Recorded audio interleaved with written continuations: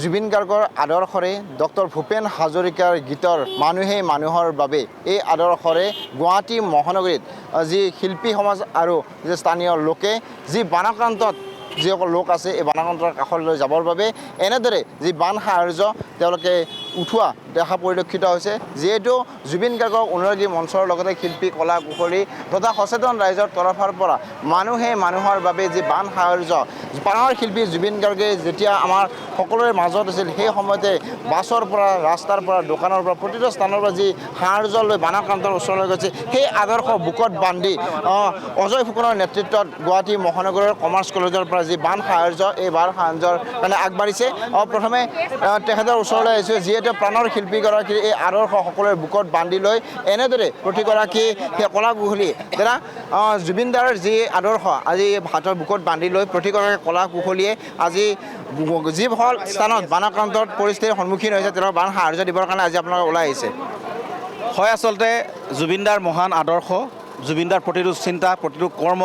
তেখেতে অসমখনৰ কাৰণে যি সৰ্বস্ব উজাৰি গ'ল প্ৰতিটো চিন্তাই আমাৰ মাজত সদায় আছে আজি যদি জুবিনদা কায়িকভাৱে আমাৰ মাজত নোহোৱা হোৱা হ'লে তেওঁ থকা হ'লে আজি কিন্তু তেওঁ আমাৰ কাষত থিয় দিলে হয় আজি ৰাইজৰ বাবে তেওঁ ওলাই আহিলে হয় আৰু তেওঁ সদায় বিপদৰ সময়ত এনেকুৱা ধৰণৰ পৰিৱেশ পৰিস্থিতিত জুবিনদা সদায় আগত থাকে আৰু সেইকাৰণেই তেখেতৰ সেইবিলাক মহান আদৰ্শ আমাৰ সদায় আছে আৰু ভূপেনদাই আমাক কৈ থৈ গৈছিলে যে মানুহে মানুহৰ বাবে যদিহে অকণো নাভাবে আমি সেই কথা সেই ভাষা আৰু তেখেতৰ সেই মহান যিখিনি ভাৱ আচলতে মনোভাৱ আছিলে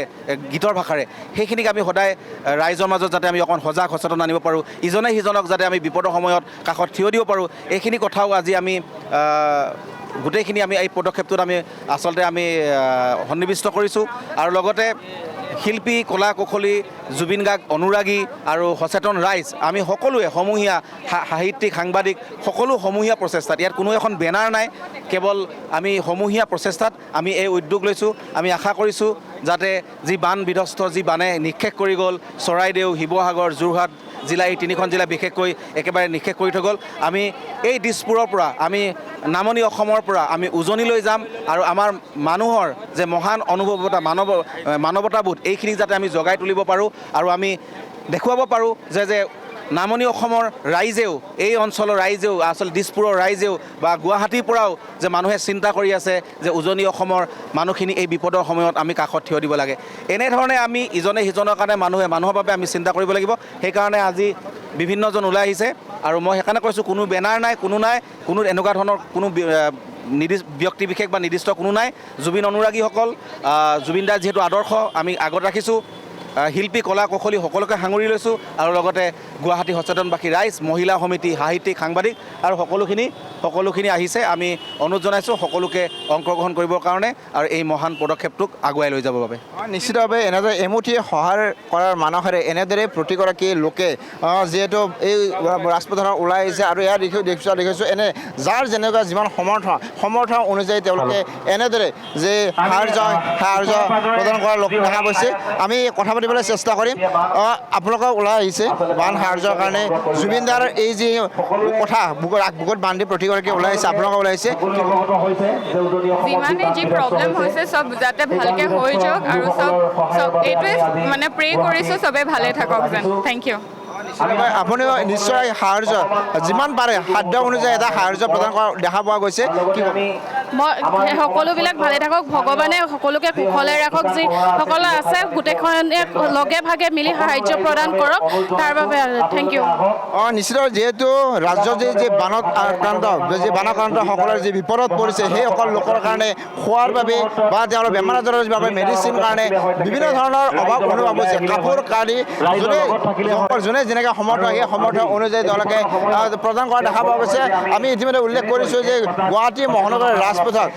সাধ্য অনুযায়ী প্ৰতিগৰাকী লোকে দিয়া হৈছে আমি কথা পাতিবলৈ চেষ্টা কৰিম আপোনাৰ আছে যিহেতু জুবিনদাৰ যে কথা বুকুত বান্ধি ভূপেন হাজৰিকাৰ যি গানৰ মানুহে মানুহৰ বাবে আদৰ্শ বুকুত বান্ধি আজি ৰাজপথত ওলাই আহিছে হয় চাওক সুধাকণ্ঠ আমাৰ ভূপেন মামা যদিও নাই আমাৰ জুবিন গাৰ্গ কায়িকভাৱে যদিও নাই কিন্তু তেখেতলোকৰ আদৰ্শ তেখেতলোকৰ যি সত্তা তেখেতলোকৰ যি দৰ্শন সেই দৰ্শন আমাৰ মাজত প্ৰতি মুহূৰ্তত আছে উশাহৰ লগত আছে গতিকে আৰু এই দুৰ্গতজনৰ আমাৰ উজনি অসমৰ যি পৰিৱেশ সেই পৰিৱেশত আমি শান্তিৰে না খাব পাৰিছোঁ না শুব পাৰিছোঁ সেয়ে আমি যি পাৰোঁ, যদিও আমি আৰ্থিকভাৱে ইমান সহায় কৰিব পৰা নাই যদিও আমি মুখ্যমন্ত্ৰী সাহায্য বুজিলেও যদি অনুদান আগবঢ়াব পৰা নাই, তথাপিতো আমি য'ত কিঞ্চিত হ'লেও আমি নিজে সংগ্ৰহ কৰি পেলাই আমি আজি বা কাইলৈ আমি পঠিয়াবলৈ যত্ন কৰিম। এয়া আমি দৃশ্য দেখুৱাইছোঁ। এনেদৰে যিসকল বাহন আছে, বাহন হোৱাৰ পৰা এনেদৰে বান সাহাৰ্য লোৱা দেখা পোৱা গৈছে। যিহেতু যোনে যি সাধ্য অনুযায়ী প্ৰতিগৰাকী লোকে তেওঁলোকৰ এনেদৰে বান সাহাৰ্য দিবৰ কাৰণে আগবাঢ়িছে। যিহেতু ৰাজ্যত যি বানৰ বিভীষিকা, এই বিভীষিকাত কিন্তু প্ৰতিগৰাকী লোকে, বিশেষকৈ শিৱসাগৰ, গোলাঘাটকে আদি কৰি যিসকল চৰাইদেউকে ধৰি যিসকল লোকে বানাক্ৰান্ত হৈছে, বানাক্ৰান্তক সহায় কৰিবৰ কাৰণে এনেদৰে ৰাজপথত সচেতন যুৱক বা সচেতন ৰাইজৰ লগতে কলা কুশলীসকলে ওলাই আহিছে। আৰু প্ৰতিগৰাকী লোকে খাদ্য অনুযায়ী তেওঁলোকে যি খোৱা খাদ্যই হওক, কাপোৰ কানি হওক, যি ঔষধ পাতি হওক বা আন যি ধন, এই ধন হওক, যেনে খাদ্য অনুযায়ী প্ৰতিগৰাকী লোকে প্ৰদান কৰা